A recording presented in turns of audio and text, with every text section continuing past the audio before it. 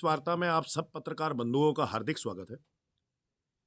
कल दिल्ली की मुख्यमंत्री रेखा गुप्ता जी के घर पर नव वर्ष के उपलक्ष्य पर भाजपा के पार्षदों का लंच था।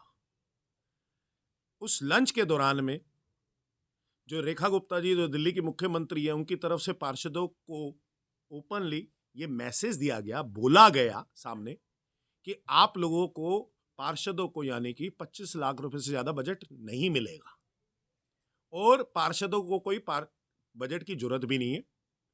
और उन्होंने साफ तरीके से ये कहा कि एमएलए से अपनी अच्छी वो रखो और एमएलए के माध्यम से आप उनके काम देखते रहो कि काम हो रहे हैं कि नहीं हो रहे, लेकिन पार्षद को कोई बजट नहीं मिलेगा। इससे खासा भाजपा के पार्षद भी निराश हैं। ये रेखा गुप्ता जी की या दिल्ली सरकार की, दिल्ली की मुख्यमंत्री की एमसीडी को डिफंक करने की एक प्रयास है। सबसे ज्यादा जनता क्षेत्र की पार्षद के पास आती है और पार्षद से उम्मीद करती है कि पार्षद काम करके देगा। अब आप पार्षद को बजट ही नहीं दोगे तो पार्षद काम कैसे करेगा? दूसरी बात, दिल्ली की जनता ने आपको 4 इंजन की सरकार इसलिए दी है क्योंकि आप शुरू से कहते थे कि हम एमसीडी में भी होंगे और बीच में दिल्ली सरकार में भी होंगे तो हम बेहतरीन काम कर सकेंगे। तो अगर आपने पार्षदों को बजट ही नहीं देना तो इससे तो कहीं अच्छी आम आदमी पार्टी की सरकार थी, जहां पे पार्षदों के काम भी हो जाते थे, पार्षदों के माध्यम से भी काम हो जाते थे।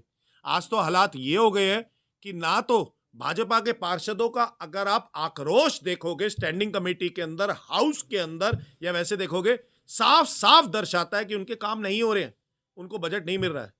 और ऊपर से मुख्यमंत्री का साफ तौर से यह कह देना कि पार्षदों को और बजट नहीं मिलेगा, यह साफ तौर से एक प्रयास है ताकि एमसीडी सही तरीके से चल ना पाए।